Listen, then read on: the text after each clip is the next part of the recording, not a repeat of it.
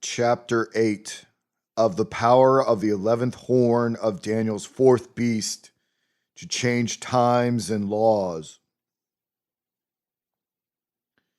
In the reign of the Greek Emperor Justinian, and again in the reign of Phocas, the Bishop of Rome obtained some dominion over the Greek churches, but of no long continuance. His standing dominion was only over the nations of the Western Empire, represented by Daniel's fourth beast. And this jurisdiction was set up by the following edict of the emperors Gratian and Valentinian. If anyone has been condemned by the court of Damascus, which he held with a council of 5 or 7 bishops, or by a court or council consisting of Catholics, and if sure and one duly wished to cleave to the church on the ground that he did not absent himself from the ecclesiastical court out of contempt for it, it is our will that he be remitted to the episcopal court by an exercise of authority on the part of the prefects of the praetorium of Gaul and Italy, or by the legates thereof or their deputies, to the end that he may come to the city of Rome under escort, or if in districts more remote, an act of such recklessness be committed by anyone, let a full statement of his case be submitted to the examination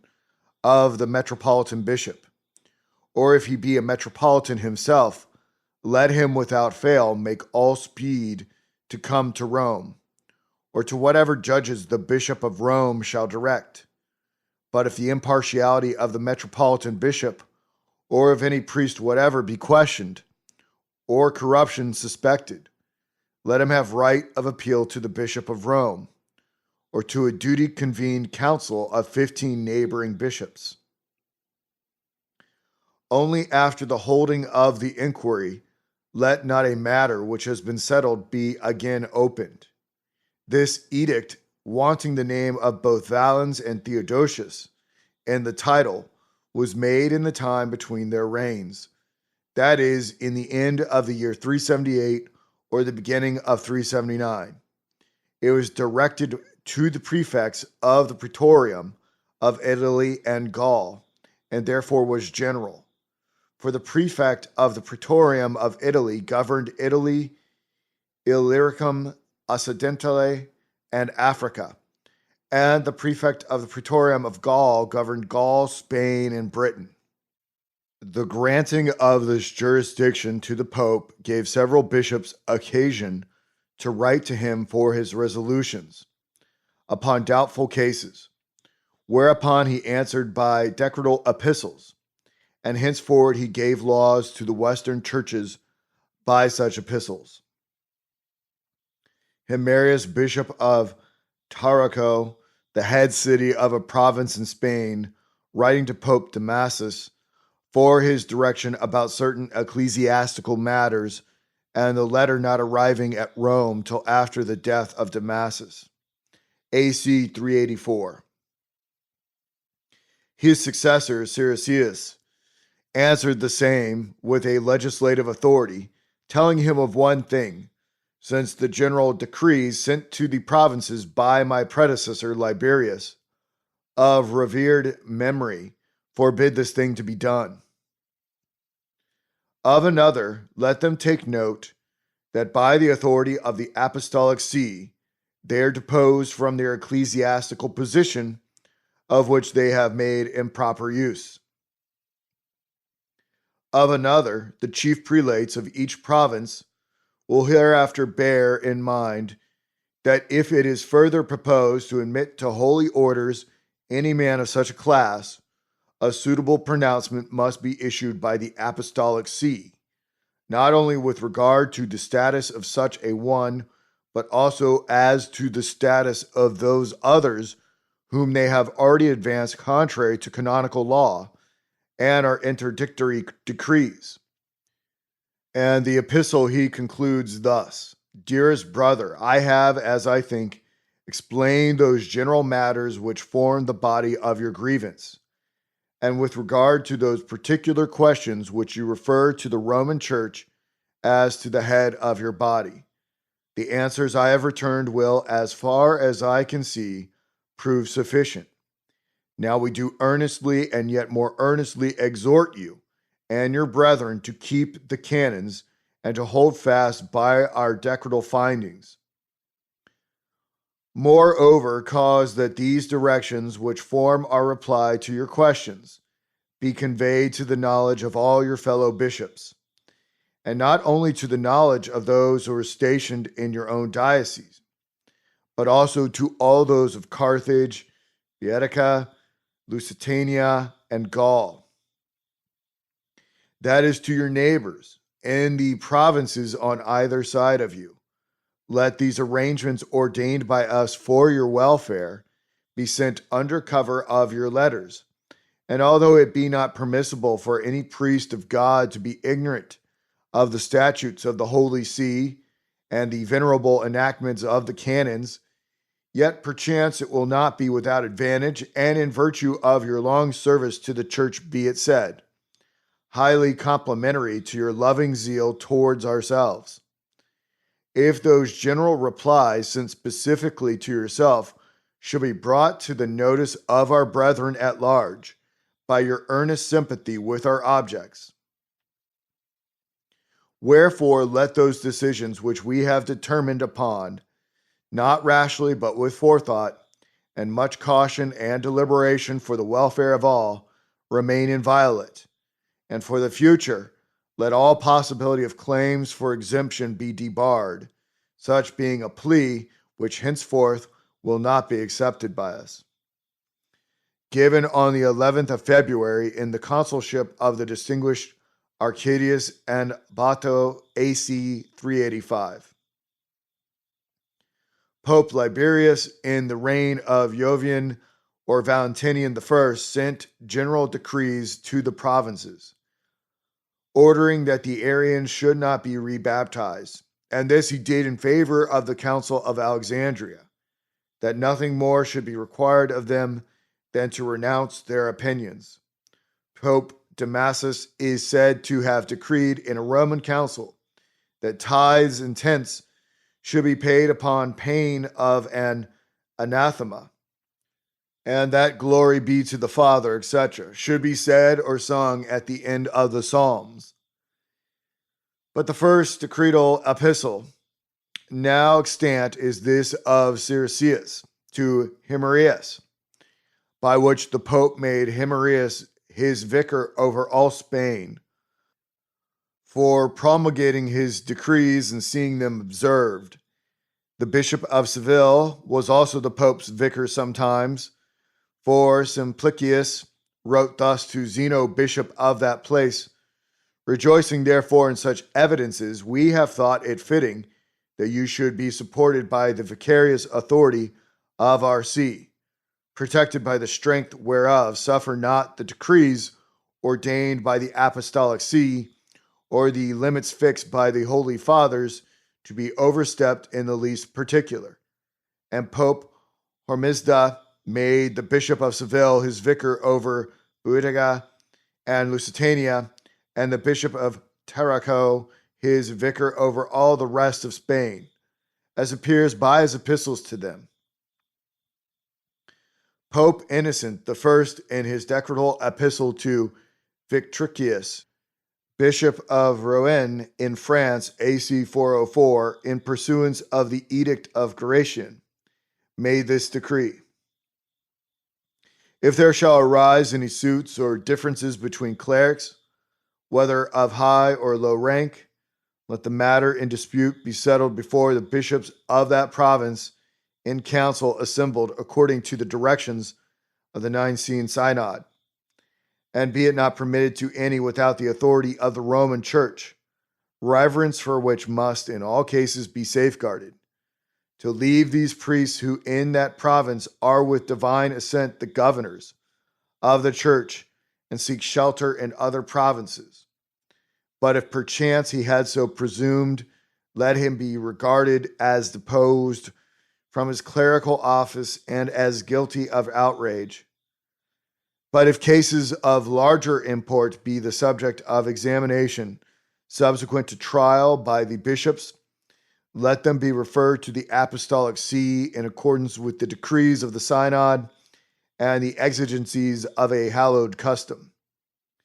By these letters, it seems to me that Gallia was now subject to the Pope, and had been so for some time, and that the Bishop of Rouen was then his vicar, or one of them, for the Pope directs him to refer to the greater causes to the See of Rome, according to custom, but the Bishop of Arles soon after became the Pope's vicar over all Gallia.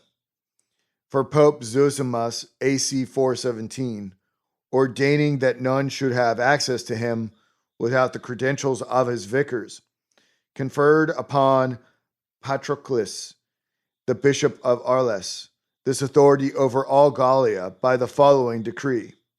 Zosimus to all the bishops established throughout the province of Gaul and the 7 provinces.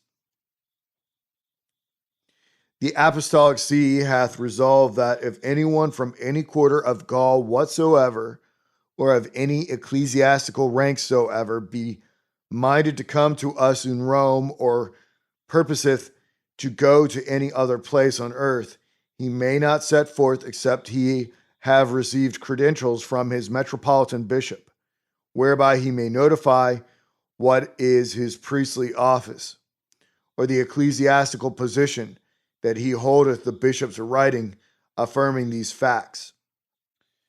This decree have we graciously ordained, for that many masquerading as bishops or presbyters or ecclesiastics do now steal into an honorable title and win unmerited respect, because no documentary credentials are in existence by which they might be exposed.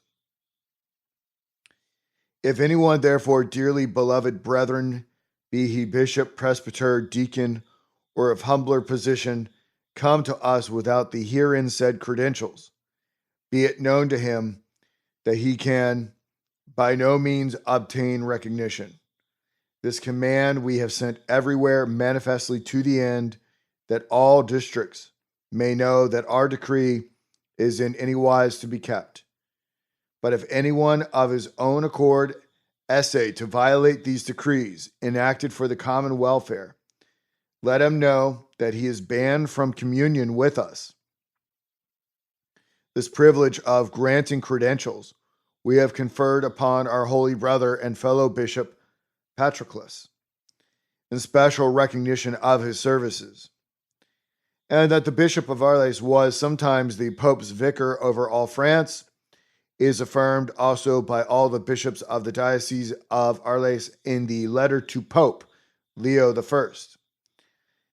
A bishop, say they, upon whom this further degree of honor and prestige has been conferred, not only to govern these provinces in virtue of his own authority, but also to keep in subjection to every ecclesiastical rule all the province of Gaul entrusted to his tutelage as vicar of the Apostolic See. And Pope Pelagius I, AC 556, in his epistle to Sapadas, Bishop of Arles, by the efficacy of the mercy of God, we desire to tread in the footsteps of our predecessors and under divine scrutiny, to imitate their actions in all matters. Wherefore do we entrust to you as our vicar the authority of the Apostolic See, over which by the grace of God we preside, insofar as it doth apply to the whole of Gaul. By the influence of the same imperial edict, not only Spain and Gallia, but also Illyricum, became subject to the Pope.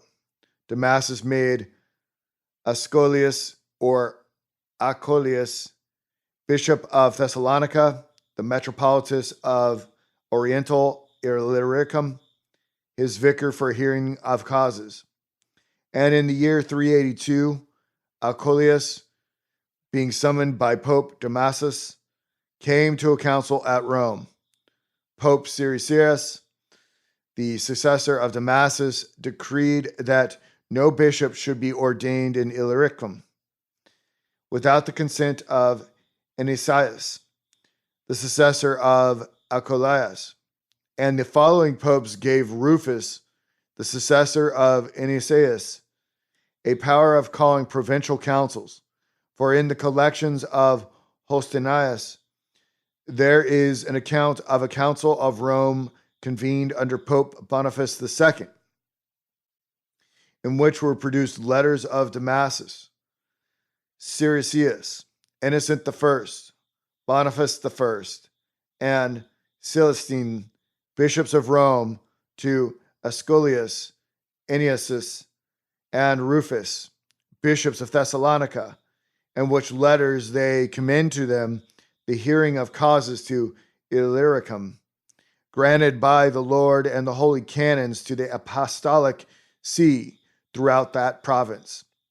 And Pope Siricius saith in his epistle to Ennius, "'Tis long, my dearly beloved brother, since we sent a letter by Bishop Candidianus, who has gone before us to the presence of God, to the effect that no license should be granted for the ordination of bishops in Illyricum, without your consent being previously obtained. I have never been able to learn, however, if this letter ever reached you or not.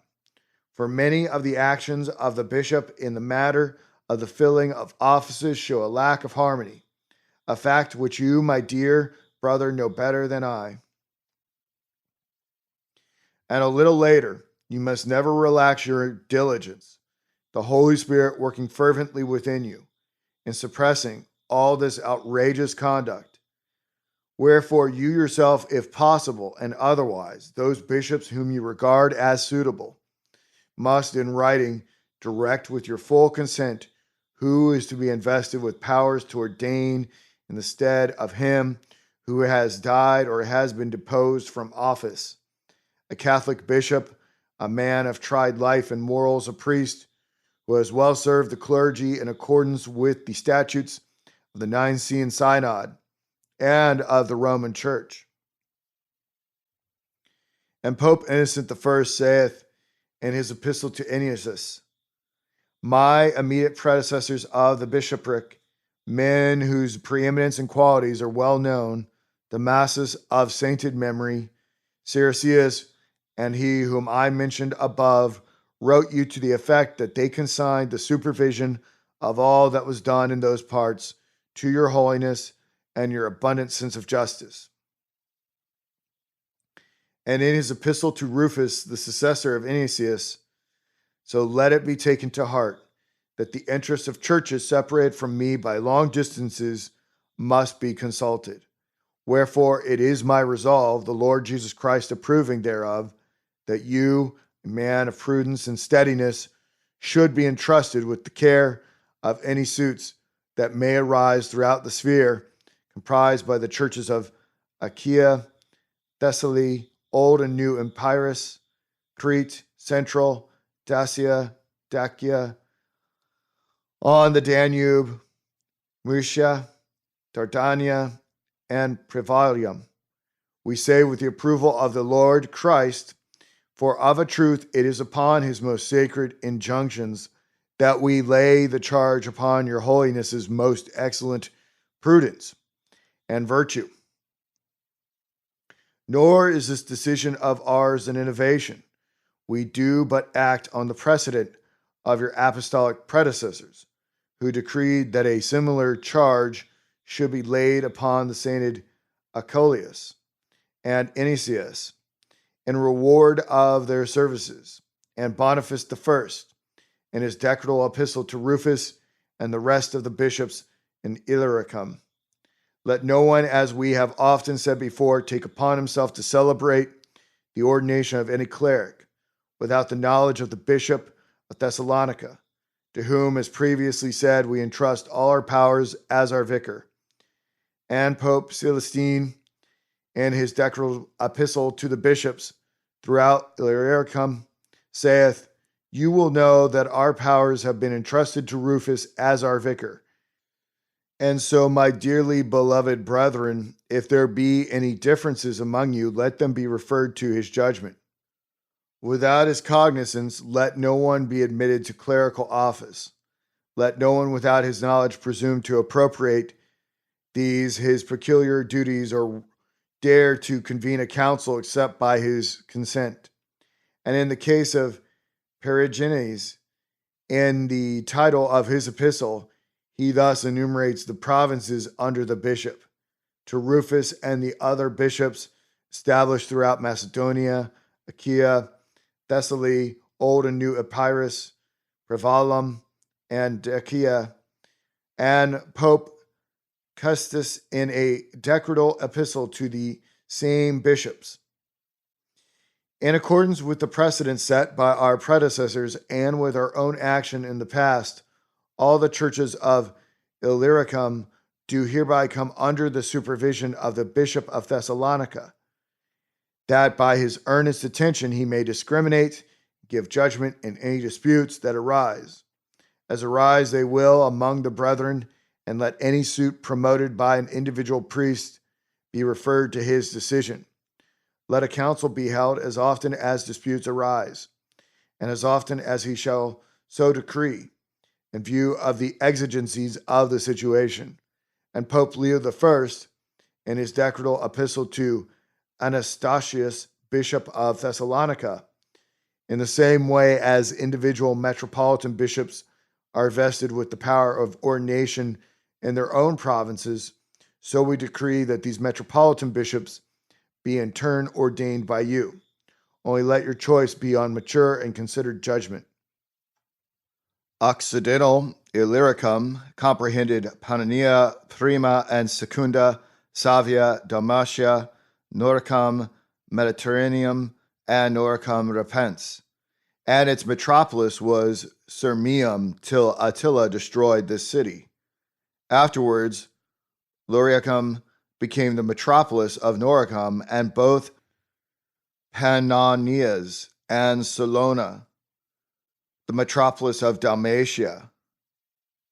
Now the bishops of Lauriacum and Salona received the pallium from the Pope, and Zosimus, in his decretal epistle to Hesychius, bishop of Salona, directed him to denounce the apostolic decrees as well to the bishops of his own as to those of the neighboring provinces. The subjection of these provinces to the see of Rome seems to have begun in Anemius, who was ordained bishop of Sirmium by Ambrose, bishop of Milan, and who in the council of Aquileia under Pope Damasus, AC 381, declared his sentence in these words: capital of Illyricum, there is none but the city of Sirmium. Therefore I am the bishop of Illyricum. Whosoever doth not confess the Son of God as eternal and co-eternal with the Father, who is from everlasting to everlasting, let him be accursed. The next year, Anemius and Ambrose, with Valerian, bishop of Aquileia, Acolius, bishop of Thessalonica, and many others went to the council of Rome, which met for overruling the Greek church by majority of votes, and exalting the authority of the apostolic see, as was attempted before in the council of Sardica. Aquileia was the second city of the Western Empire, and by some called the Second Rome. It was the metropolis of Istria, Forum Julium, and Venetia, and its subjection to the See of Rome is manifest by the decretal epistle of Leo I, directed to Nicetas, bishop of the city. For the Pope begins his epistle thus: My son Adeodatus, the deacon of our see, upon his return to us, reported your request to be vested with the authority of the Holy See, to deal with matters which appear to present great difficulty in decision. Then he sets down an answer to the questions proposed by Nicetas and concludes thus: Now as to this letter of ours which we have sent, and in answer to your brotherly inquiries, you will see that reach all the brethren and the bishops of your province, so that by the universal observance thereof the authority granted you may be of advantage. Given under our hand on the 21st March in the consulship of Majoranus Augustus AC 458, Gregory the Great AC 591 cited Severus, Bishop of Aquileia, to appear before him in judgment in a council at Rome. The bishops of Aquileia and Milan created one another, and therefore were of equal authority, and alike subject to the see of Rome. Pope Pelagius, about the year 557, testified this in the following words. It was the ancient custom, said he, that it being burdensome in view of the length and difficulty of the journey to Rome, for these bishops to be ordained by the apostolic see, they themselves should in turn ordain each other to the bishopric of Aquileia or Milan. These words imply that the ordination of these two bishops belonged to the see of Rome. When Laurentius, bishop of Milan, had excommunicated Magnus, one of his presbyters, and was dead, Gregory the Great absolved Magnus and sent the pallium to the new elected bishop Constantius, whom the next year he reprehended of partiality in judging Fortunatus, and commanded him to send Fortunatus to Rome to be judged there. 4 years after, he appointed the bishops of Milan and Ravenna to hear the cause of one Maximus, and 2 years after is AC 601, when Constantius was dead, and the people of Milan had elected Deusdedit his successor, and the Lombards had elected another, Gregory wrote to the notary, clergy, and people of Milan that by the authority of his letters Deusdedit should be ordained, and that he whom the Lombards had ordained was an unworthy successor of Ambrose. Whence I gather that the Church of Milan had continued in the state of subordination to the see of Rome ever since the days of Ambrose. For Ambrose himself acknowledged the authority of that see. The Church of Rome, saith he, has not this custom, and its example and model do we in all matters observe. And a little after, in all things 'tis my desire to copy the Church of Rome. And in his commentary upon 1 Timothy 3, though the whole world be the Lord's, yet is the church called his house, whereof the present ruler is Damasus.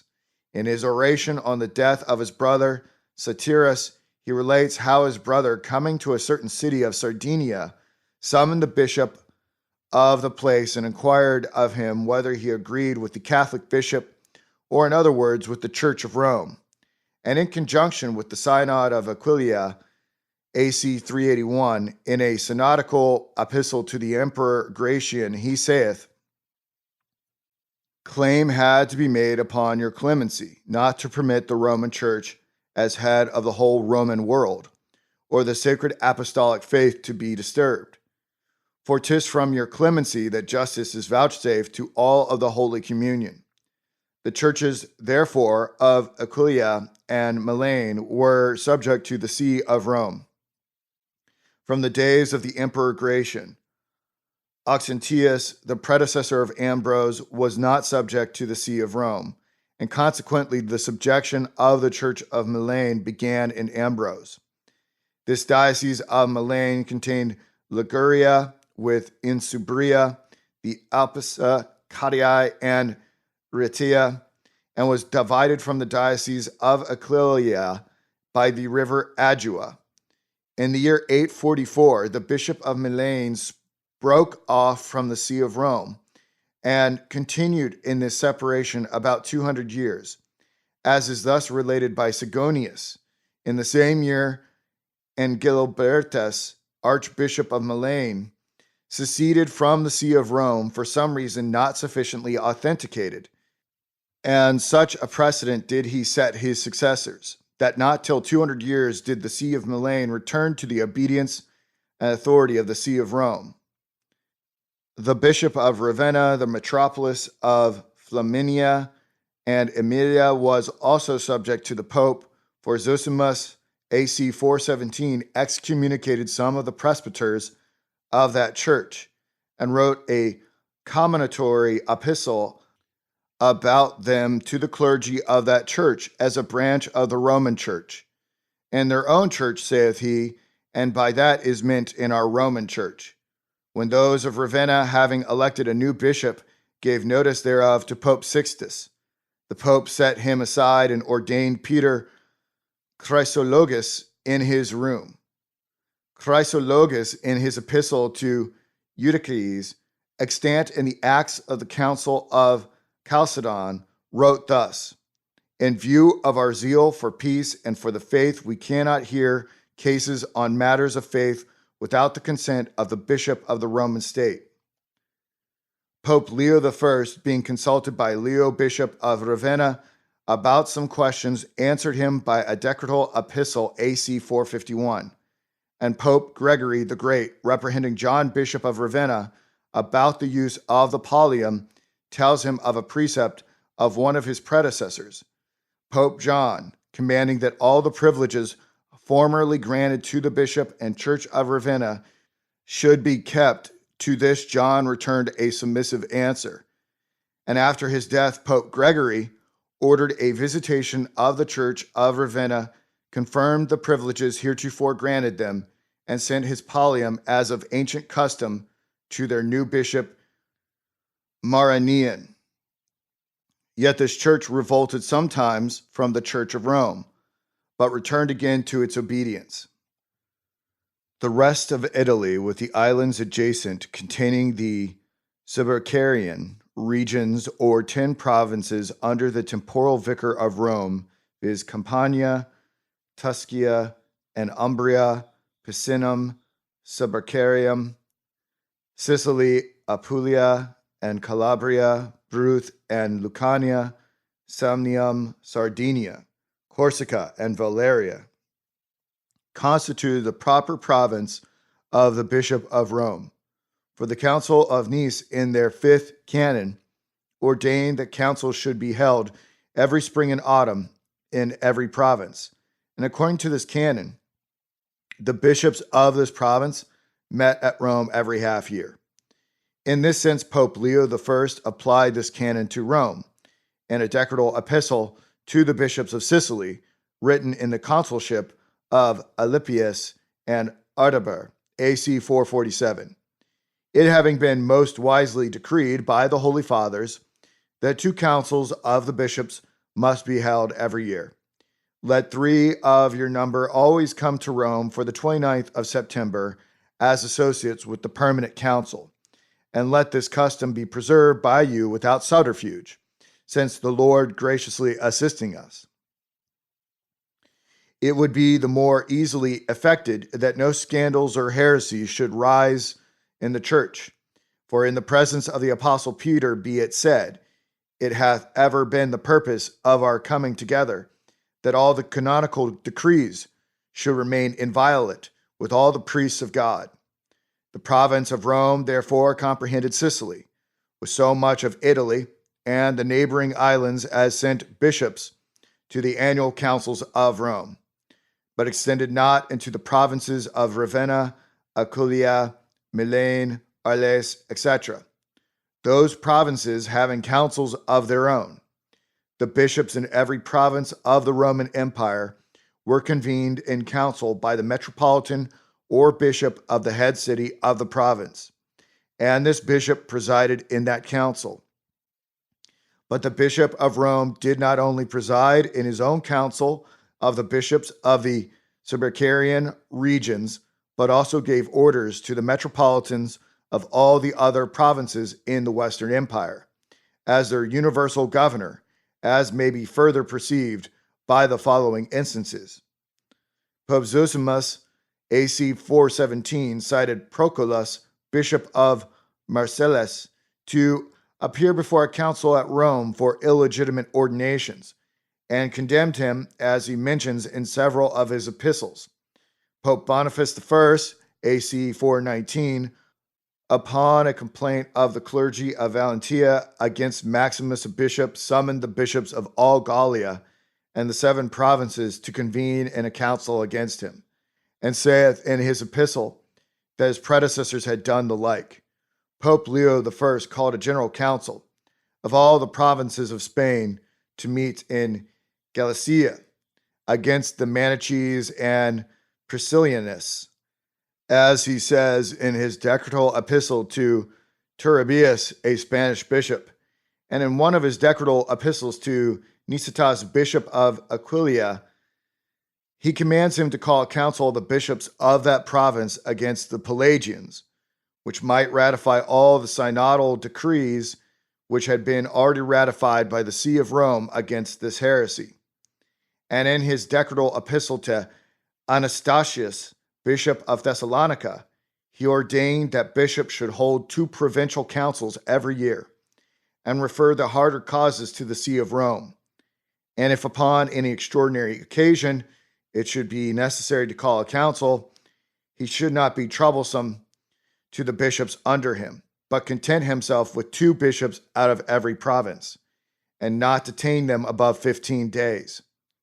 In the same epistle, he describes the form of church government then set up to consist in a subordination of all the churches to the See of Rome. As a result of this form of church government, saith he, there has arisen a distinction in rank and authority between the bishops, and by a broad arrangement provision has been made against the confliction of interests, it being decreed that in the various provinces there should be individual bishops whose opinions should have precedence among their brethren, and further, that a still larger responsibility should devolve on certain bishops established in the larger cities, and that through them the government of the church at large should ultimately center in the see of Peter alone, to the end that no member of the body ecclesiastic should be at variance with its head. Whosoever therefore is set in authority over others must not be indignant if another be set in authority over him, but should render in his turn the obedience he demands from others. And as he himself has no inclination to bear a heavy burden, let him not dare to lay on others a weight they cannot support. These words sufficiently shew the monarchical form of government then set up in the churches of the Western Empire under the Bishop of Rome by means of the imperial decree of Gratian and the appeals and decretal epistles grounded thereupon. The same Pope Leo, having in a council at Rome passed sentence upon Hilary, Bishop of Arles, for what he had done by a provincial council of Gallia, took occasion from thence to procure the following edict from the Western Emperor Valentinian III for the more absolute establishing the authority of his see over all the churches of the Western Empire. Quote, the emperors Theodosius and Valentinianus, to the renowned Idius, Count Master of Horse and Foot and Patrician. Of a surety, the sole defense of ourselves and of our empire rests in the favor of Almighty God, favor the meriting of which is especially promoted by the hallowed Christian faith and religion.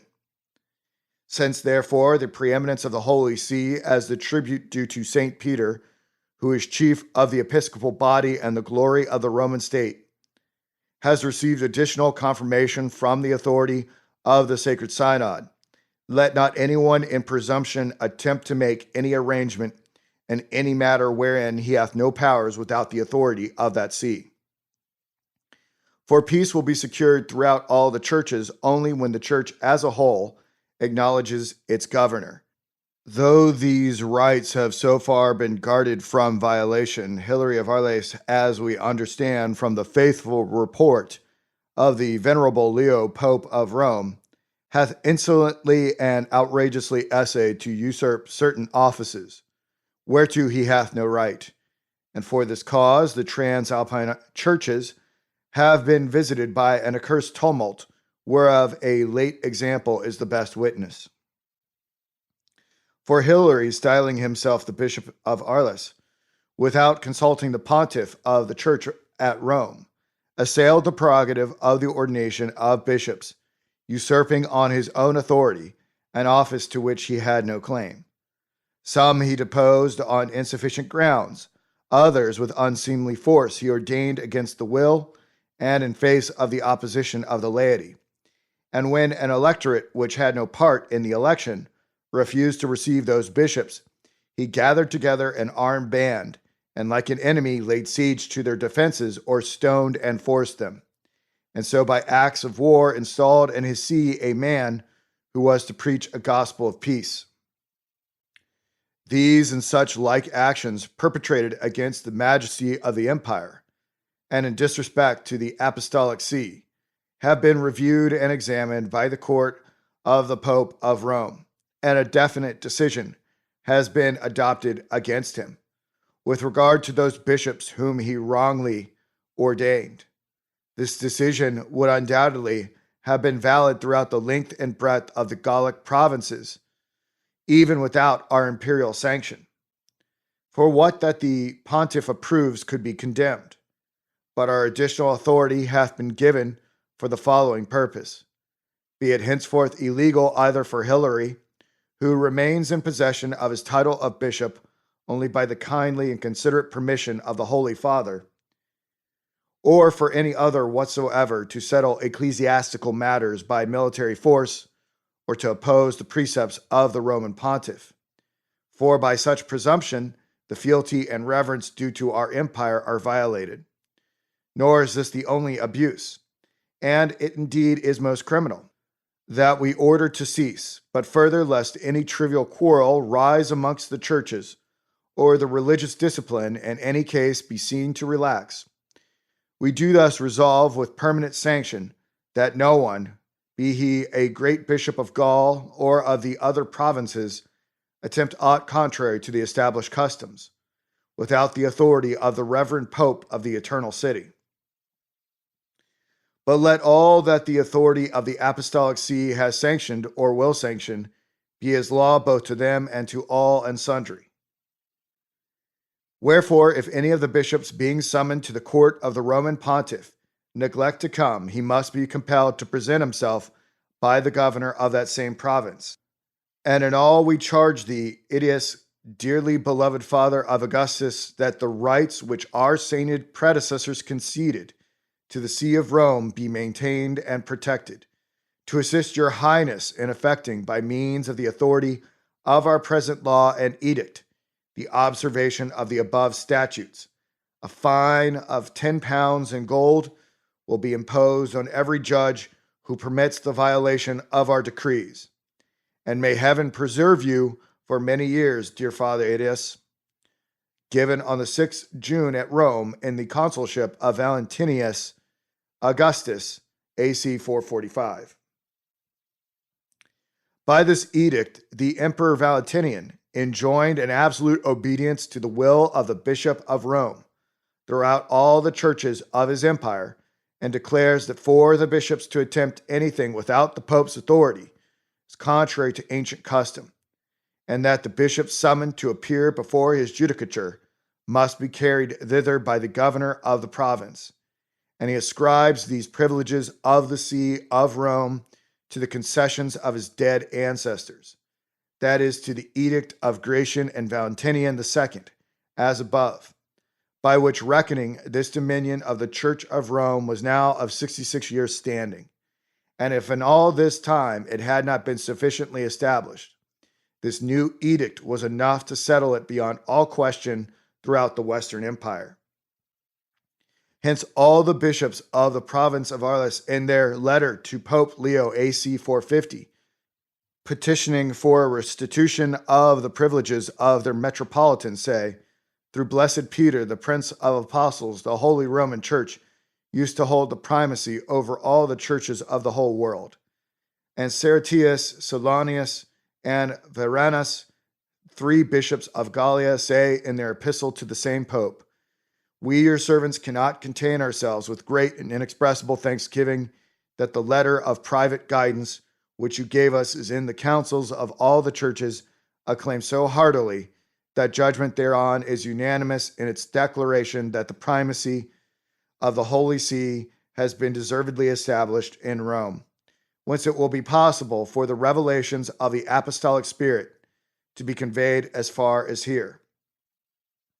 And Leo himself, in his epistle to the metropolitan bishops throughout Illyricum, says, because our supremacy has now extended over all the churches as is required of us by our Lord, who entrusted to the blessed apostle Peter, as the reward of his faith, the preeminence in apostolic rank, he being the secure foundation upon which the whole church is built. While the ecclesiastical dominion was rising up, the northern barbarous nations invaded the Western Empire and founded several kingdoms therein, of different religions from the Church of Rome. But these kingdoms by degrees embraced the Roman faith, and at the same time submitted to the Pope's authority. The Franks in Gaul submitted in the end of the 5th century, the Goths in Spain in the end of the 6th, and the Lombards in Italy were conquered by Charles the Great in AC 774. Between the years 775 and 794, the same Charles extended the Pope's authority over all Germany and Hungary as far as the river Thesey and the Baltic Sea. He then set him above all human judicature, and at the same time assisted him in subduing the city and duchy of Rome. By the conversion of the 10 kingdoms to the Roman religion, the Pope only enlarged his spiritual dominion, but did not yet rise up as a horn of the beast. It was his temporal dominion which made him one of the horns, and this dominion he acquired in the latter half of the 8th century, by subduing 3 of the former horns as above, and now being arrived at a temporal dominion and a power above all human judicature, he reigned. Daniel 7:20, verse 25, with a look more stout than his fellows, and times and laws were henceforward given into his hands, for a time, times, and half a time, or 3 times and a half, that is, for 1,260 solar years, reckoning a time for a calendar year of 360 days, and a day for a solar year. After which, verse 26, the judgment is to sit, and they shall take away his dominion, not at once, but by degrees, to consume, and to destroy it unto the end. And the kingdom and dominion and greatness of the kingdom under the whole heaven shall, by degrees, be given unto the people of the saints of the Most High, whose kingdom is an everlasting kingdom, and all dominions shall serve and obey him. Chapter 9 of the kingdoms represented in Daniel by the ram and he-goat. The second and third empires, represented by the bear and leopard, are again represented by the ram and he-goat, but with this difference, that the ram represents the kingdoms of the Medes and Persians from the beginning of the 4 empires, and the goat represents the kingdom of the Greeks to the end of them. By this means, under the type of the ram and he-goat, the times of all the 4 empires are again described. Chapter 8:3. I lifted up mine eyes, saith Daniel, and saw, and behold, there stood before the river Ulai a ram which had 2 horns, and the 2 horns were high, but one was higher than the other, and the higher came up last. And the ram, having 2 horns, are the kings of Media and Persia, not 2 persons, but 2 kingdoms, the kingdoms of Media and Persia. And the kingdom of Persia was the higher horn, and came up last. The kingdom of Persia rose up, when Cyrus, having newly conquered Babylon, revolted from Darius king of the Medes, and beat him at Pasargadae, and set up the Persians above the Medes. This was the horn which came up last. And the horn which came up first was the kingdom of the Medes, from the time that Cyaxares and Nebuchadnezzar overthrew Nineveh, and shared the empire of the Assyrians between them. The empires of Media and Babylon were contemporary, and rose up together by the fall of the Assyrian Empire, and the prophecy of the 4 beasts begins with one of them, and that of the ram and he-goat with the other. As the ram represents the kingdoms of Media and Persia from the beginning of the 4 empires, So the he-goat represents the empire of the Greeks to the end of those monarchies. In the reign of his great horn, and of the 4 horns which succeeded it, he represents this empire during the reign of the leopard. And in the reign of his little horn, which stood up in the latter time of the kingdom of the 4, and after their fall became mighty, but not by his own power, he represents it during the reign of the 4th beast. The rough goat, saith Daniel, is the king of Gracia, that is, the kingdom, and the great horn between his eyes is the first king. Not the first monarch, but the first kingdom, that which lasted during the reign of Alexander the Great and his brother Aridaeus and 2 young sons, Alexander and Hercules. Now that horn being broken off, verse 22, whereas 4 horns stood up for it, 4 kingdoms shall stand up out of the nation of the Greeks, but not in the first horn's power. The 4 horns are therefore 4 kingdoms, and by consequence the first great horn which they succeeded is the first great kingdom of the Greeks, that which was founded by Alexander the Great and Nabonus 414, and lasted till the death of his son Hercules and Nabonus 441. And the 4 of those of Cassander, Lysimachus, Antigonus, and Ptolemy, as above. And in the latter time of their kingdom, when the transgressors are come to the full, a king or new kingdom of fierce countenance and understanding dark sentences shall stand up, and his power shall be mighty, but not by his own power. Verse 23. This king was the last horn of the goat, the little horn which came up out of one of the 4 horns, and waxed exceeding great. The latter time of their kingdom was when the Romans began to conquer them, that is, when they conquered Perseus, king of Macedonia, the fundamental kingdom of the Greeks. And at that time the transgressors came to the full. For them the high priesthood was exposed to sale, the vessels of the temple were sold to pay for the purchase, and the high priest, with some of the Jews, procured a license from Antiochus Epiphanes to do after the ordinances of the heathen, and set up a school at Jerusalem for teaching those ordinances. Then Antiochus took Jerusalem with an armed force, slew 4,000 Jews, took as many prisoners and sold them, spoiled the temple, interdicted the worship, commanded the law of Moses to be burnt, and set up the worship of the heathen gods in all Judea. In the very same year, and Nabonus 580, the Romans conquered Macedonia, the chief of the 4 horns. Hitherto the goat was mighty by its own power, but henceforward began to be under the Romans. Daniel distinguishes the times by describing very particularly the actions of the kings of the north and south, those 2 of the 4 horns which bordered upon Judea until the Romans conquered Macedonia, and thenceforward only touching upon the main revolutions which happened within the compass of the nations represented by the goat. In this latter period of time, the little horn was to stand up and grow mighty, but not by his own power.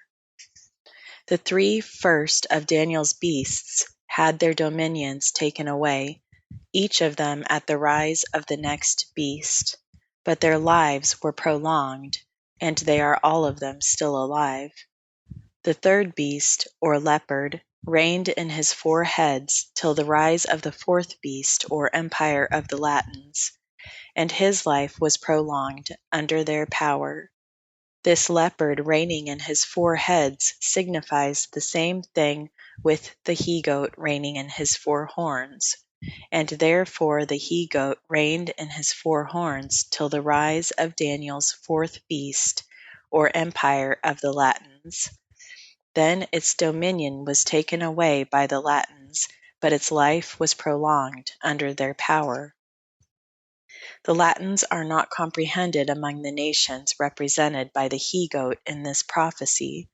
Their power over the Greeks is only named in it to distinguish the times in which the he-goat was mighty by his own power, from the times in which he was mighty, but not by his own power. He was mighty by his own power till his dominion was taken away by the Latins. After that, his life was prolonged under their dominion, and this prolonging of his life was in the days of his last horn. For in the days of this horn the goat became mighty, but not by his own power. Now because this horn was a horn of the goat, we are to look for it among the nations which composed the body of the goat. Among those nations he was to rise up and grow mighty. Chapter 8:9. He grew mighty towards the south and towards the east and towards the pleasant land. And therefore he was to rise up in the northwest part of those nations, and extend his dominion towards Egypt, Syria, and Judea. In the latter time of the kingdom of the four horns, it was to rise up out of one of them and subdue the rest, but not by its own power. It was to be assisted by a foreign power, a power superior to itself, the power which took away the dominion of the third beast, the power of the fourth beast. And such a little horn was the kingdom of Macedonia, from the time that it became subject to the Romans. This kingdom, by the victory of the Romans over Perseus, king of Macedonia, anno Nabonus 580, ceased to be one of the four horns of the goat, and became a dominion of a new sort, not a horn of the fourth beast, for Macedonia belonged to the body of the third, but a horn of the third beast of a new sort, a horn of the goat which grew mighty but not by his own power, a horn which rose up and grew potent under a foreign power, the power of the Romans. The Romans, by the legacy of Attalus, the last king of Pergamus, and Nabonus 615, inherited that kingdom, including all Asia Minor on this side Mount Taurus, and Nabonus 684 and 685, they conquered Armenia, Syria, and Judea. On Nabonus 718, they subdued Egypt. And by these conquests the little horn waxed exceeding great towards the south, and towards the east, and towards the pleasant land. And it waxed great even to the host of heaven, and cast down some of the host and of the stars to the ground, and stamped upon them. Chapter 8, 9, 10. That is, upon the people and great men of the Jews. Yea, he magnified himself even to the prince of the host, the Messiah, the prince of the Jews, whom he put to death. Verse 11. And Nabonus 780. And by him the daily sacrifice was taken away, and the place of his sanctuary was cast down, viz. In the wars which the armies of the eastern nations, under the conduct of the Romans, made against Judea, when Nero and Vespasian were emperors, on Nabonus 815, 817, 818. And an host was given him against the daily sacrifice by reason of transgression, and it cast down the truth to the ground, and it practiced and prospered. Verse 12. This transgression is in the next words called the transgression of desolation, and in Daniel 11:31, the abomination which maketh desolate, and in Matthew 24:15, the abomination of desolation spoken of by Daniel the prophet standing in the holy place. It may relate chiefly to the worship of Jupiter Olympius in his temple built by the Emperor Hadrian in the place of the temple of the Jews, and to the revolt of the Jews under Bar-Kokhba occasioned thereby, and to the desolation of Judea which followed thereupon. All the Jews being thenceforward banished Judea upon pain of death. Then I heard 8:13-14, saith Daniel, one saint speaking, and another saint said unto that certain saint which spake, How long shall be the vision concerning the daily sacrifice, and the transgression of desolation, to give both the sanctuary and the host to be trodden under foot? And he said unto me, Unto 2,300 days. Then shall the sanctuary be cleansed. Daniel's days are years, and these years may perhaps be reckoned either from the destruction of the temple by the Romans in the reign of Vespasian, or from the pollution of the sanctuary by the worship of Jupiter Olympius, or from the desolation of Judea made in the end of the Jewish war by the banishment of all the Jews out of their own country, or from some other period which time will discover. Henceforward the last horn of the goat continued mighty under the Romans, till the reign of Constantine the Great and his sons. And then, by the division of the Roman Empire between the Greek and Latin emperors, it separated from the Latins, and became the Greek Empire alone, but yet under the dominion of a Roman family. And at present it is mighty under the dominion of the Turks. This last horn is by some taken for Antiochus Epiphanes, but not very judiciously. A horn of a beast is never taken for a single person. It always signifies a new kingdom, and the kingdom of Antiochus was an old one. Antiochus reigned over one of the four horns, and the little horn was a fifth under its proper kings. This horn was at first a little one, and waxed exceeding great, but so did not Antiochus. It is described great above all the former horns, and so was not Antiochus. His kingdom, on the contrary, was weak and tributary to the Romans, and he did not enlarge it. The horn was a king of fierce countenance, and destroyed wonderfully, and prospered, and practiced. That is, he prospered in his practices against the holy people. But Antiochus was frighted out of Egypt by a mere message of the Romans, and afterwards routed and baffled by the Jews. The horn was mighty by another's power. Antiochus acted by his own. The horn stood up against the prince of the host of heaven, the prince of princes, and this is the character not of Antiochus, but of Antichrist. The horn cast down the sanctuary to the ground, and so did not Antiochus. He left it standing.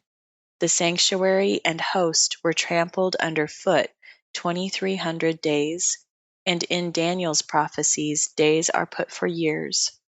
But the profanation of the temple in the reign of Antiochus did not last for so many natural days. These were to last till the time of the end, till the last end of the indignation against the Jews. And this indignation is not yet at an end. They were to last till the sanctuary which had been cast down should be cleansed, and the sanctuary is not yet cleansed. This prophecy of the ram and he-goat is repeated in the last prophecy of Daniel. There the angel tells Daniel, Daniel 11:1-2, that he stood up to strengthen Darius the Mede, and that there should stand up yet 3 kings in Persia, Cyrus, Cambyses, and Darius Hystaspes, and the 4th, Xerxes, should be far richer than they all. And by his wealth, through his riches, he should stir up all against the realm of Gracia. This relates to the ram, whose 2 horns were the kingdoms of Media and Persia. Then he goes on to describe the horns of the goat. Verse 3, by the standing up of a mighty king, which should rule with great dominion, and do according to his will. And by the breaking of his kingdom into 4 smaller kingdoms, and not descending to his own posterity. Then he describes the actions of 2 of those kingdoms which bordered on Judea, viz., Egypt and Syria, calling them the kings of the south and north, that is, in respect of Judea. And he carries on the description till the latter end of the kingdoms of the 4, and till the reign of Antiochus Epiphanes, when transgressors were come to the full. In the 8th year of Antiochus, the year in which he profaned the temple and set up the heathen gods in all Judea, and the Romans conquered the kingdom of Macedon, the prophetic angel leaves off describing the affairs of the kings of the south and north, and begins to describe those of the Greeks under the dominion of the Romans in these words: "And after him arms the Romans shall stand up, and they shall pollute the sanctuary of strength." Daniel 11:31. As signifies after the king, Daniel 11:8. So here may signify after him, and so may signify after one of them. Daniel 8:9. Arms are everywhere in these prophecies of Daniel put for the military power of a kingdom, and they stand up when they conquer and grow powerful. The Romans conquered Illyricum, Epirus, and Macedonia in the year of Nabonassar, 580. And 35 years after, by the last will and testament of Attalus, the last king of Pergamus, they inherited that rich and flourishing kingdom that is all Asia on this side Mount Taurus. And 69 years after, they conquered the kingdom of Syria and reduced it into a province. And 34 years after, they did the like to Egypt. By all these steps the Roman arms stood up over the Greeks, and after 95 years more, by making war upon the Jews, they polluted the sanctuary of strength, and took away the daily sacrifice, and in its room soon after placed the abomination which made the land desolate. For this abomination was placed after the days of Christ. Matthew 24:15.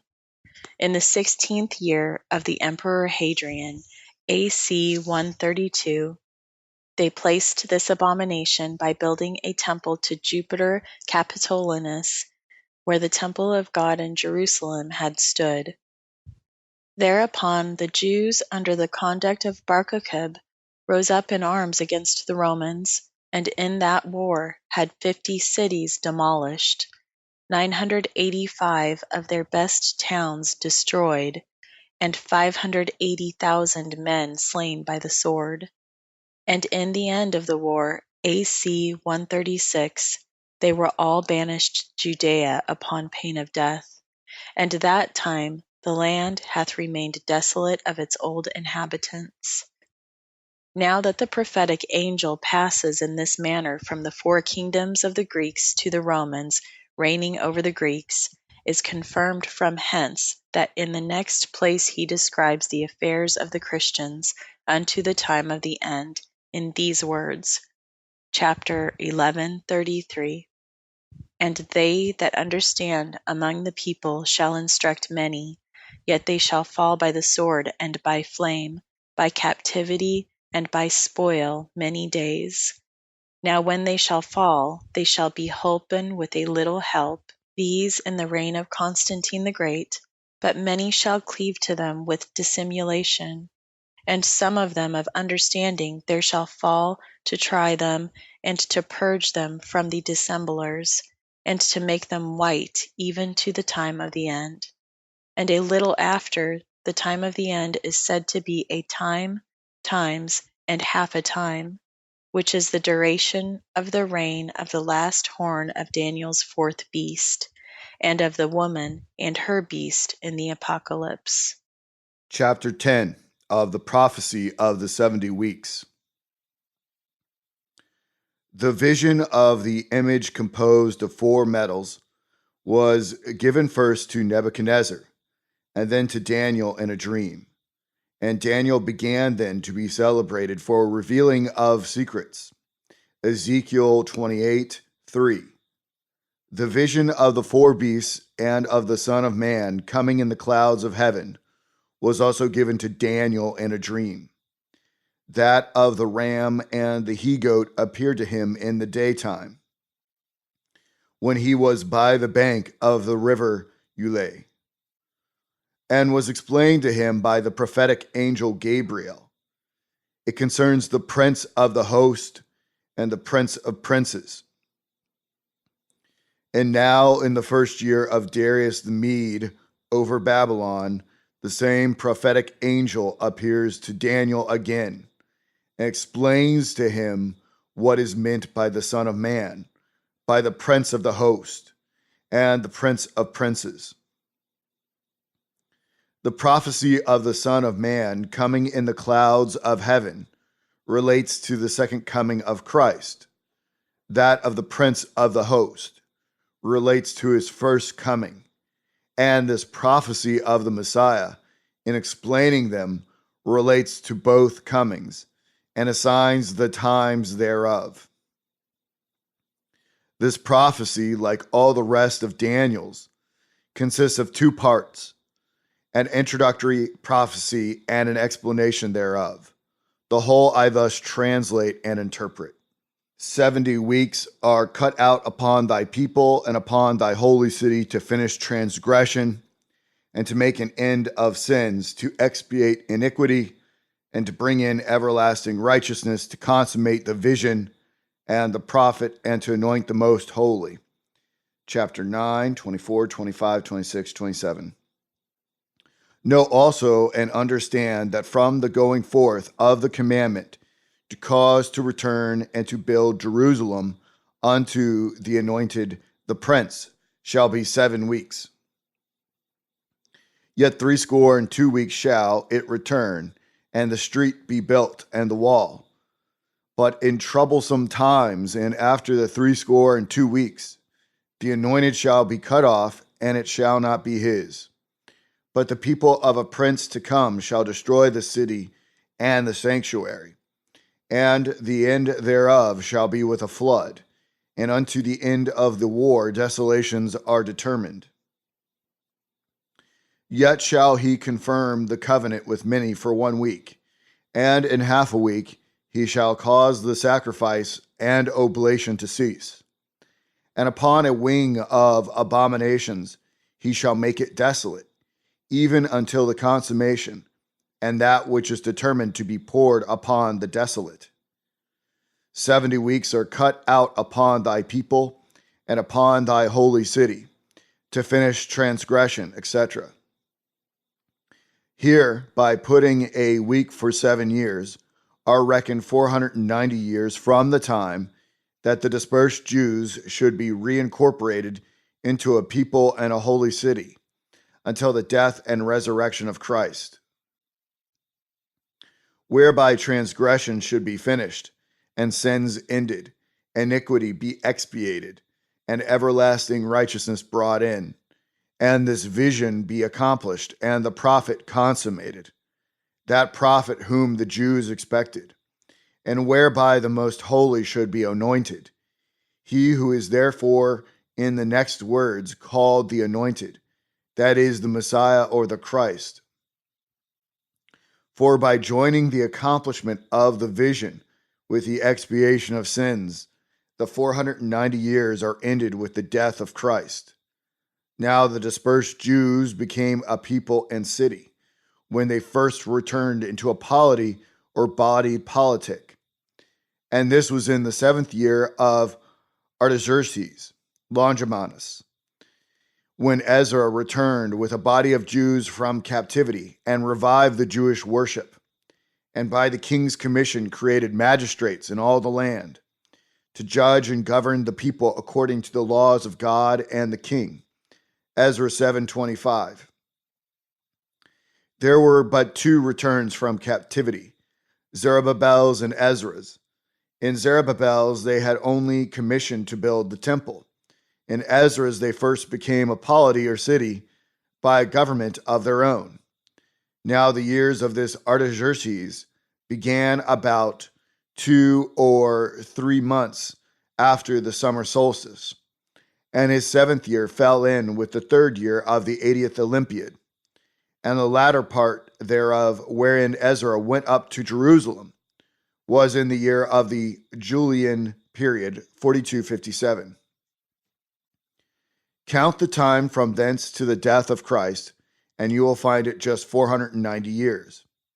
If you count in Judaic years, commencing in autumn, and date the reckoning from the first autumn after Ezra's coming to Jerusalem, when he put the king's decree in execution, the death of Christ will fall on the year of the Julian period, 4747, Anno Domini 34, and the weeks will be Judaic week, ending with sabbatical years, and this I take to be the truth. But if you had rather placed the death of Christ in the year before, as is commonly done, you may take the year of Ezra's journey into the reckoning. Know also and understand that from the going forth of the commandment to cause to return and to build Jerusalem unto the anointed prince shall be 7 weeks. The former part of the prophecy related to the first coming of Christ, being dated to his coming as a prophet. This being dated to his coming to be prince or king seems to relate to his second coming. There the prophet was consummate and the most holy anointed. Here he that was anointed comes to be prince and to reign. For Daniel's prophecies reached to the end of the world, and there is scarce a prophecy in the Old Testament concerning Christ, which doth not in something or other relate to his second coming. If the verse of the ancients, as Irenaeus, Julius Africanus, Hippolytus the martyr, and Apollinaris, bishop of Laodicea, applied the half week to the times of Antichrist, why may not we, by the same liberty of interpretation, apply the 7 weeks to the time when Antichrist shall be destroyed by the brightness of Christ's coming? The Israelites in the days of the ancient prophets, when the 10 tribes were led into captivity, expected a double return, and that at the first the Jews should build a new temple inferior to Solomon's, until the time of that age should be fulfilled. And afterwards they should return from all places of their captivity and build Jerusalem and the temple gloriously. Tobit 14, 4, 5, and 6.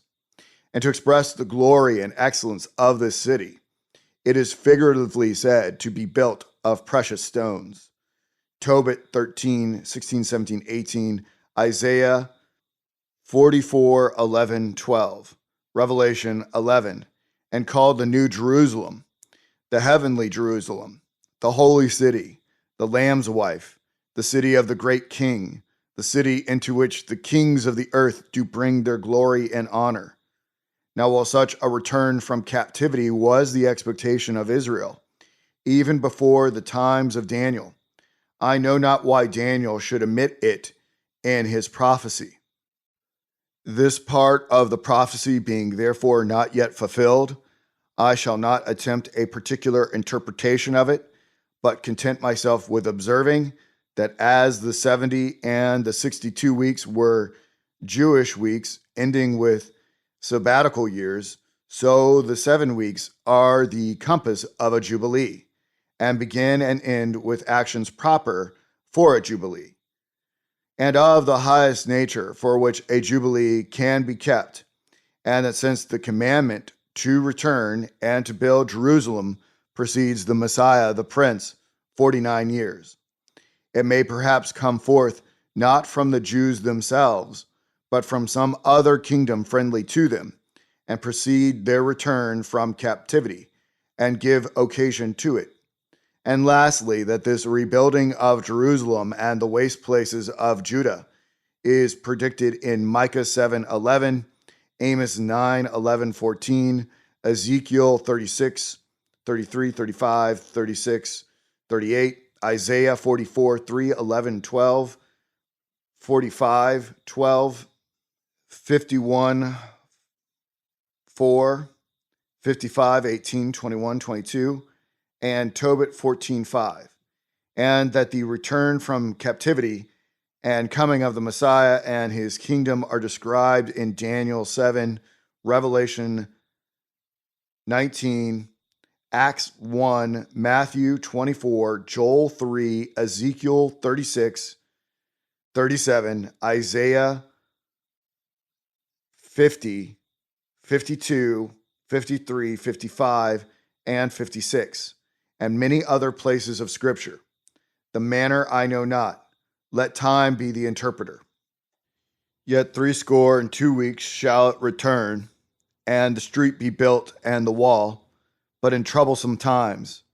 And after the 62 weeks, the Messiah shall be cut off, and it shall not be his. But the people of a prince to come shall destroy the city and the sanctuary, etc., having foretold both comings of Christ, and dated the last from their returning and building Jerusalem, to prevent the applying that to the building Jerusalem by Nehemiah. He distinguishes this from that by saying that from this period to the anointed shall be not 7 weeks, but 62 weeks, and this not in prosperous, but in troublesome times. And at the end of these weeks the Messiah shall not be the prince of the Jews, but be cut off, and Jerusalem not be his, but the city and sanctuary be destroyed. Now Nehemiah came to Jerusalem in the 20th year of the same Artaxerxes, while Ezra still continued there, Nehemiah 12:36, and found the city lying waste, and the houses and wall unbuilt, Nehemiah 2:17, 7:4, and finished the wall the 25th day of the month Elul, Nehemiah 6:15, in the 28th year of the king, that is, in September, in the year of the Julian period, 4278. Count now from this year 62 weeks of years.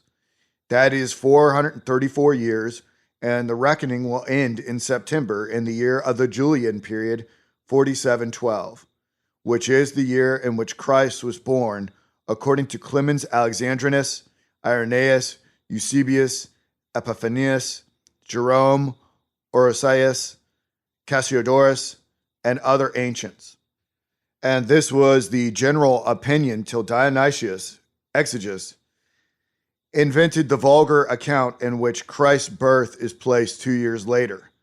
If with some you reckon that Christ was born 3 or 4 years before the vulgar account, yet his birth will fall in the latter part of the last week, which is enough.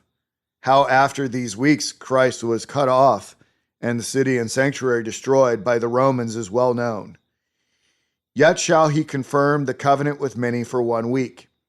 He kept it notwithstanding his death till the rejection of the Jews and calling of Cornelius and the Gentiles in the 7th year after his passion.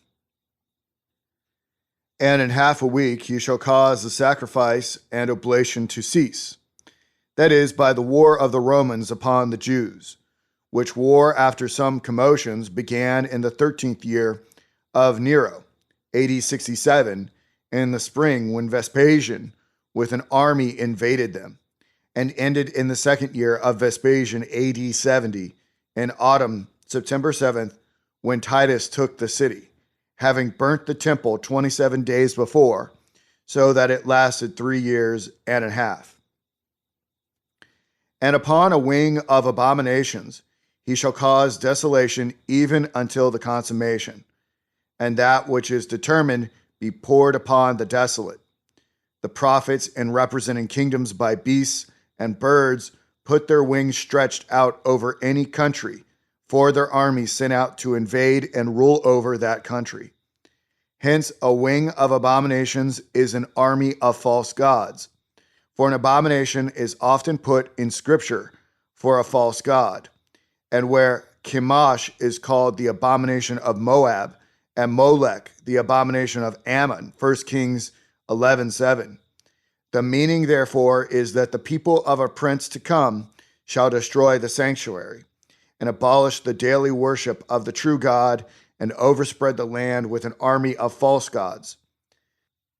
And by fetting up their dominion and worship cause desolation to the Jews until the times of the Gentiles be fulfilled. For Christ tells us that the abomination of desolation spoken of by Daniel was to be set up in the times of the Roman Empire. Matthew 24:15. Thus have we in this short prophecy a prediction of all the main periods relating to the coming of the Messiah, the time of his birth, that of his death, that of the rejection of the Jews, the duration of the Jewish war whereby he caused the city and sanctuary to be destroyed, and the time of his second coming. And so the interpretation here given is more full and complete and adequate to the design than if we should restrain it to his first coming only, as interpreters usually do. We avoid also the doing violence to the language of Daniel by taking the 7 weeks and 62 weeks for one number. Had that been Daniel's meaning, he would have said 60 and 9 weeks and not 7 weeks and 62 weeks, a way of numbering used by no nation. In our way, the years are Jewish lunisolar years. Reader's note, we have a pretty extensive footnote here. I'm just going to go ahead and read it. I think it may be helpful. The ancient solar years of the Eastern nations consisted of 12 months, and every month of 30 days. Hence came the division of a circle into 360 degrees. This year seems to be used by Moses in his history of the flood and by John in the Apocalypse, where time, times, and half a time, 42 months, and 1260 days are put equipollent. But in reckoning by many of these years together, an account is to be kept of the odd days, which were added to the end of these years. For the Egyptians added 5 days to the end of this year, and so did the Chaldeans long before the times of Daniel, as appears by the era of Nabonassar, and the Persian Magi used the same year of 365 days till the empire of the Arabians. The ancient Greeks also used the same solar year of 12 equal months or 360 days. But every other year added an intercalary month consisting of 10 and 11 days alternately. The year of the Jews, even from their coming out of Egypt, was lunisolar. It was solar, for the harvest always followed the Passover, and the fruits of the land were always gathered before the Feast of Tabernacles, Leviticus 23. But the months were lunar, for the people were commanded by Moses in the beginning of every month to blow with trumpets and to offer burnt offerings with their drink offerings. Numbers 10, 10, 28, 11, 14, and this solemnity was kept on the new moons. Psalms 81, 3, 4, 5, 1 Chronicles 23, 31. These months were called by Moses the first, second, third, fourth month, etc. And the first month was also called Abib, the second Ziph, the seventh Ethanim, the eighth Bull. Exodus 13, 4. 1 Kings 6, 37, 38. 8, 2. But in the Babylonian captivity, the Jews used the names of the Chaldean months, and by those names understood the months of their own year. So that the Jewish months then lost their old names and are now called by those of the Chaldeans. The Jews began their civil year from the autumnal equinox, and their sacred year from the vernal. And the first day of the first month was on the visible new moon, which was nearest the equinox. Whether Daniel used the Chaldaic or Jewish year is not very material, the difference being but 6 hours in a year and 4 months in 480 years. But I take his months to be Jewish, first because Daniel was a Jew, and the Jews, even by the names of the Chaldean months, understood the months of their own year. Secondly, because this prophecy is grounded on Jeremiah's concerning the 70 years captivity, and therefore must be understood of the same sort of years with the 70, and those are Jewish, since that prophecy was given in Judea before the captivity. And lastly, because Daniel reckons by weeks of years, which is a way of reckoning peculiar to the Jewish years. For as their days ran by sevens, and the last day of every 7 was a Sabbath, so their years ran by sevens. And the last year of every 7 was a sabbatical year, and 7 such weeks of years made a jubilee. Turning to the spot of the footnote, as they ought to be. And the 70 weeks of years are Jewish weeks ending with sabbatical years, which is very remarkable. For they end either with the year of the birth of Christ, 2 years before the vulgar account, or with the year of his death, or with the 7th year after it, all which are sabbatical years.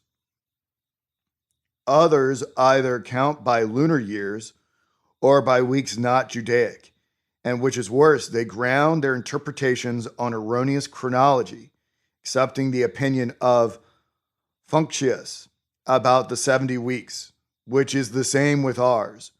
For they place Ezra and Nehemiah in the reign of Artaxerxes Nimon, and the building of the temple in the reign of Darius Nothus, and date the weeks of Daniel from those 2 reigns.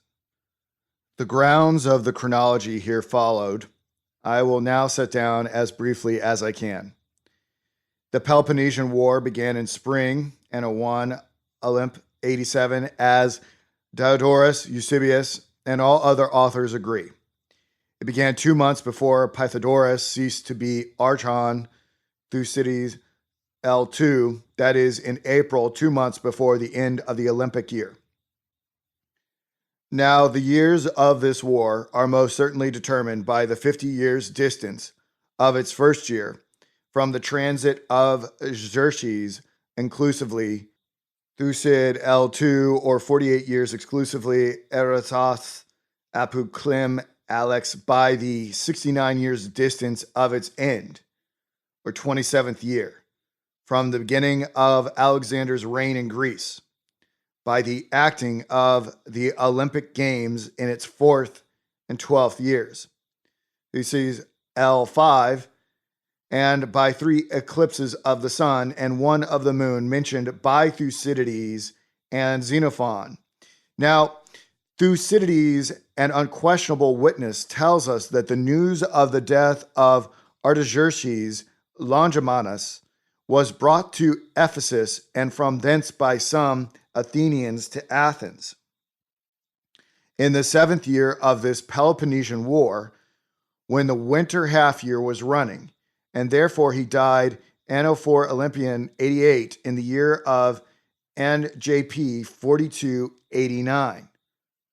Suppose a month or 2 before midwinter, for so long the news would be in coming. Now Artaxerxes Longimanus reigned 40 years.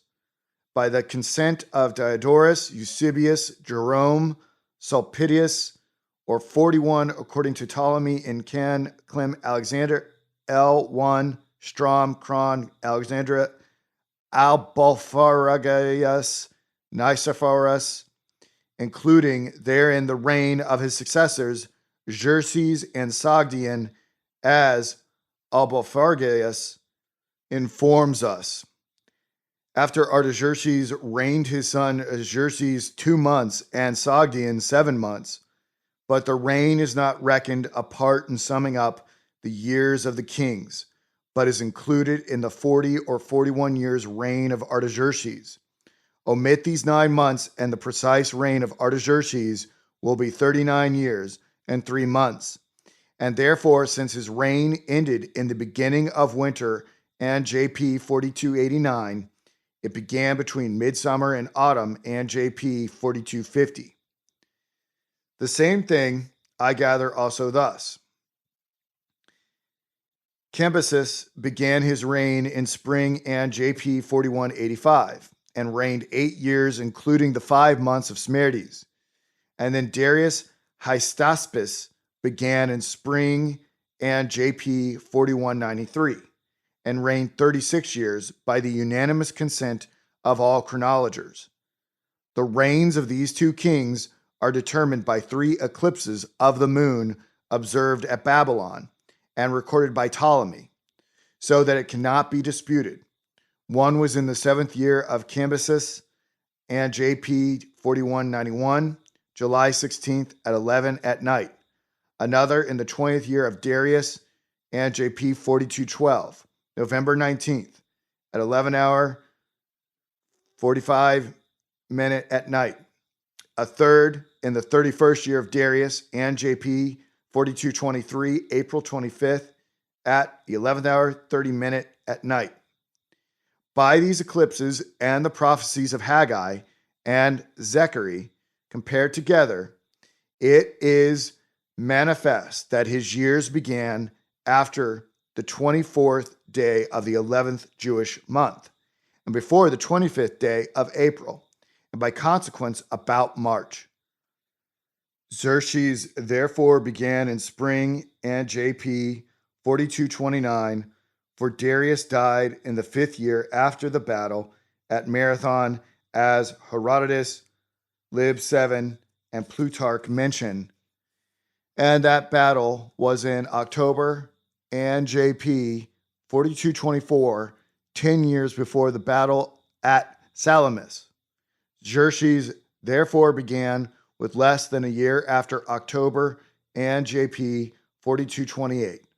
Suppose in the spring following, for he spent his first 5 years and something more in preparations for his expedition against the Greeks. And this expedition was in the time of the Olympic Games, and won.